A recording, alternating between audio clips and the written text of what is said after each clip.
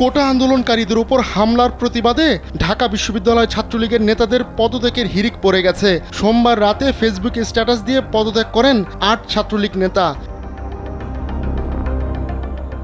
পদত্যাগকারীরা হলেন সামাজিক বিজ্ঞান অনুষদ শাখা ছাত্রলীগের সহসভাপতি নুরুল ইসলাম হৃদয়, একই অনুষদের বিজ্ঞান বিষয়ক উপসম্পাদক জেবা সামিয়া, সার্জেন্ট জহুরুল হক হল ছাত্রলীগের সহসভাপতি ওয়াসিক, জাতির জনক বঙ্গবন্ধু শেখ মুজিবুর রহমান হল ছাত্রলীগের সহসভাপতি হাসিবুল হাসান হাসিব, শামসুন নাহার হল ছাত্রলীগের উপপাঠাগার সম্পাদক ইসরাত জাহান সুমনা, বিজয় ৭১ হল শাখার গ্রন্থনা ও প্রকাশনা উপসম্পাদক শাহ সাকিব সাদমান প্রান্ত, বাংলাদেশ কুয়েত মৈত্রী হলের অর্থ সম্পাদক জুয়েনা আলম মুন এবং একই হলের আইন সম্পাদক সিরাজাম মনিরা তিশা। স্যান্ডেলিনা সো, রূপচর্চায় আভিজাত্য।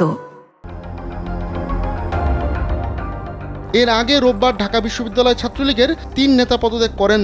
তারা হলেন ঢাকা বিশ্ববিদ্যালয়ের সামাজিক বিজ্ঞান অনুষদ শাখার গণযোগাযোগ ও উন্নয়ন সম্পাদক মাসুম শাহরিয়ার, শিক্ষা ও গবেষণা ইনস্টিটিউট শাখার মুক্তিযুদ্ধ ও গবেষণা বিষয়ক উপসম্পাদক রাতুল আহমেদ ওরফে শ্রাবণ এবং আইন অনুষদ শাখার গ্রন্থনা ও প্রকাশনা সম্পাদক আশিকুর রহমান ওরফে জিম।